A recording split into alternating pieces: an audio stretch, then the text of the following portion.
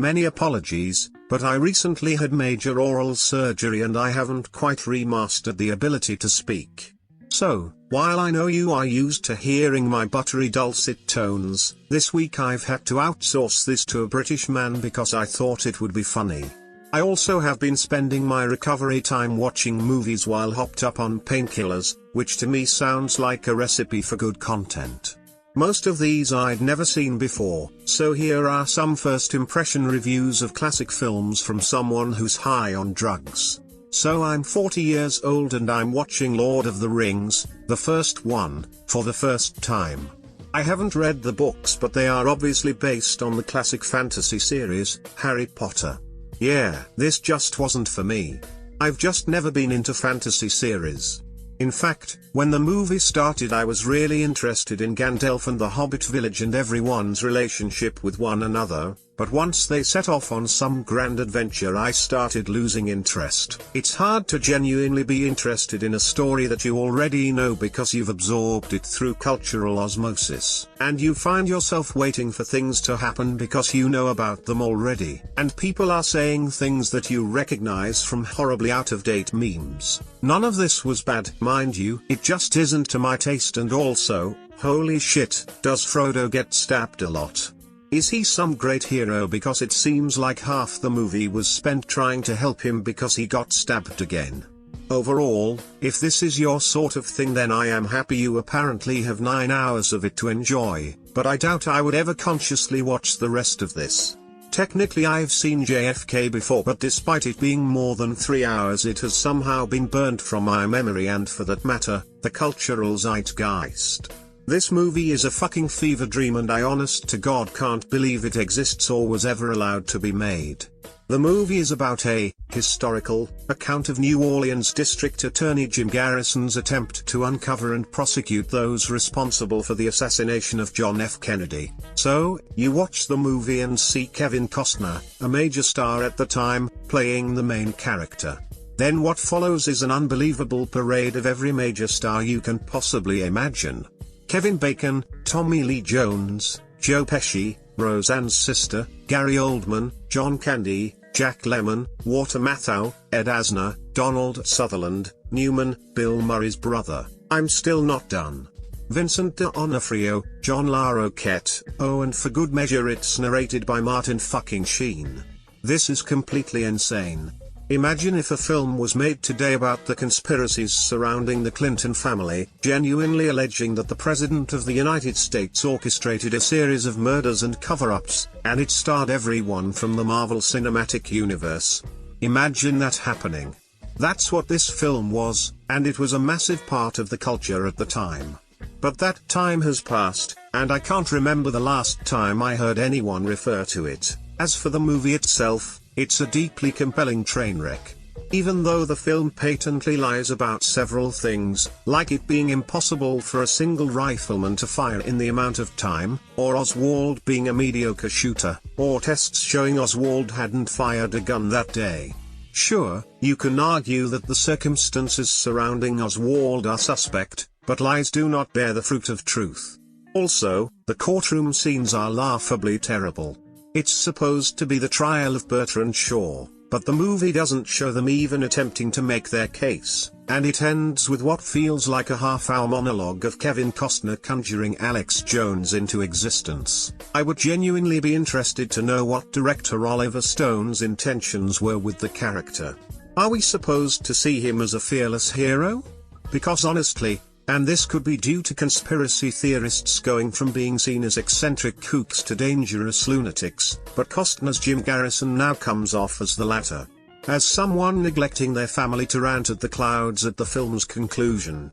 And that's a shame because, up until that point, it seemed a riveting, beautifully constructed and shot film, boasting no less than 8 Academy Awards amongst the cast, until Kevin Costner decided to just spill his spaghetti all over the place for a half hour. Sunset Boulevard is a classic film noir flick and it was, yeah, pretty damned good. It's about a struggling screenwriter who is incidentally taken in as the boy toy by an aging Hollywood silent film star, who is also completely insane and ultimately murders him.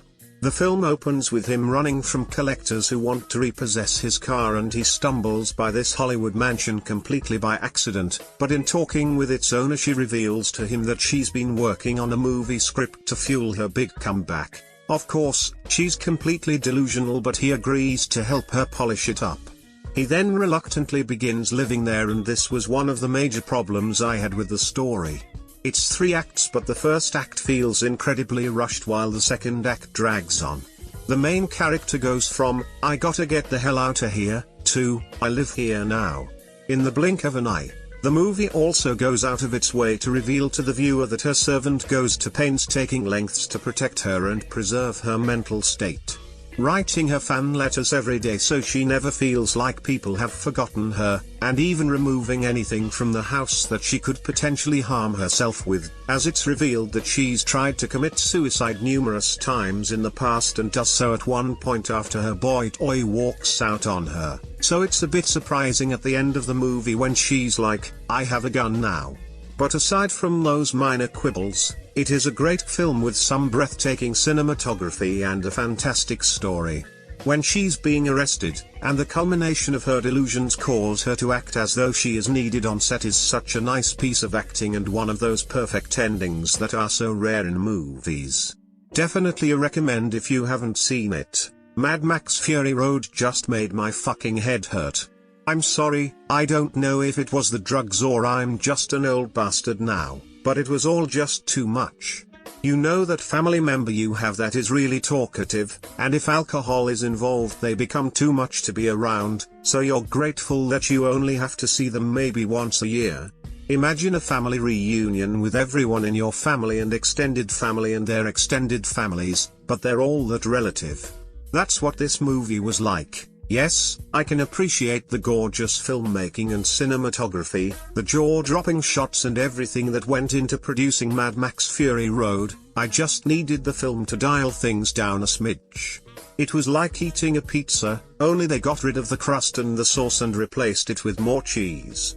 You need things to counterbalance one another, so when everything is cranked up to 11 for the entire duration, it just becomes annoying, incomprehensible noise. The Magnificent Seven fucking kicks ass. Holy shit. See, there's this farming town in Mexico that's being terrorized by raiders, so they go looking to buy guns to protect themselves and find Yul Brynner, an absolute unit and charisma magnet who suggests they hire guns rather than buy them, and then helps them find some people. He assembles a team of shit kickers and sets off to protect the town while training the villagers to defend themselves. The raiders come back and are defeated, but the townspeople begin arguing whether it's best to continue fight or capitulate to them, since their hired guns can't protect them forever. The raiders convince enough of the townsfolk to yield, who then get the drop on the hired guns. They are spared, for the promise of leaving and never returning, but the men decide to return and ultimately, defeat the raiders once and for all, with heavy tolls inflicted on both sides. This was probably the one problem I had with the story. Earlier in the film there's a scene where 2 of the hired guns talk about leaving because some of the villagers don't seem to want their help, but the conclusion is reached that when you make an agreement, it is binding and you honor it. But this idea about honor doesn't seem to extend being spared in exchange for leaving. That too, is an agreement, yet they have no issue going back on it and killing the other party. The other problem I had was with the villagers deciding to double-cross the men they hired. The question they raise, about whether it is better to capitulate now, to surrender themselves to tyranny for the sake of survival, is arguably one of the most interesting, yet this question is not shown to the audience, only its final effect. I would have liked to have seen this fleshed out a bit more, but it's still an amazing film. The dynamic with Charles Bronson and some of the boys in the town stands out. They follow him around because they think he is cool and brave for being a hired gun, unlike their fathers. But he sets them straight by telling them that there is nothing honorable or courageous in what he does. That raising a child, despite all of its inherent pain and sacrifice, never taking the easy path to just walk away, that's what a true hero is. Good shit. Also, a special shout out to Eli Wallach as Calvera, leader of the Raiders. There's a lot of big names, lots of charisma competing with one another in this movie, but Wallach plays the detestable villain to perfection as a character that you truly despise but can't look away from. His performance is deserving of being considered one of the great villain performances of cinematic history. On the Waterfront is a weird fucking movie. It's a movie about a corrupt union made by a pro-union industry, and it seems just as incoherent as you can imagine that to be. What a strange time this must have been in Hollywood. See, the director was anti-communist and wanted to make an anti-communist film, only he couldn't. He wanted to make the antagonists communists, only the writer refused to do that. But remember guys, it's ridiculous to accuse people in Hollywood of being communists, even though they are and will tell you they are. Hollywood communists were literally like Rick James in the Chappelle skit. I never just did things just to do them. Come on, I mean, what am I gonna do? Just all of a sudden just jump up and grind my feet on somebody's couch like it's you know, something to do? Come on, I got a little more sense than that. Yeah, I remember grinding my feet on somebody's couch. So, since you can't make a movie about corrupt communists, you have to make it about the mafia because that's an organization that it's okay to detest. And the film makes sure to tell you that once they're defeated, the workers can run things fairly and this time there won't be any corruption. Because actual unions have never been tried. Anyway, the movie itself feels like it's struggling to say what it wants to. The result of which is that any feelings of authenticity are lost. Let me give you an example. The movie opens with a dock worker being thrown from an apartment rooftop. Then his dad, also a dock worker, reacts by saying, "What an idiot. I told him not to talk too much." Then he gets up and goes to work the next day, for the people that just murdered his son. Yeah. Not buying that in the slightest. Then a priest starts talking to people, trying to organize them to oppose the corrupt union.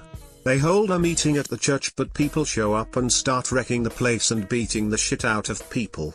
Then a guy decides he's had enough and is going to testify against them. Then he shows up for work the next day. What the fuck?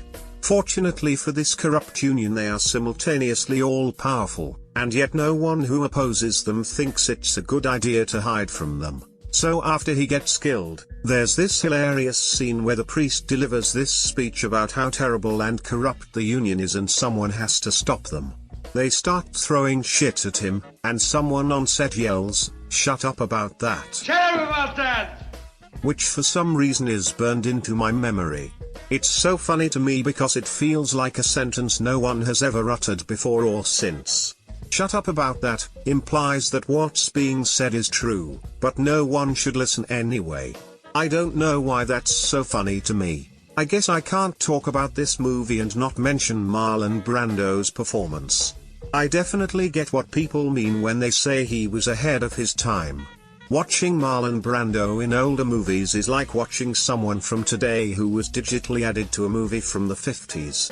This is, of course, exacerbated by being surrounded by characters who say and do things that don't make any logical sense, since the movie is actively trying to say something political instead of being entertaining. Hint hint, modern Hollywood. Gladiator kicks fucking ass. Holy shit, I had completely forgotten about this.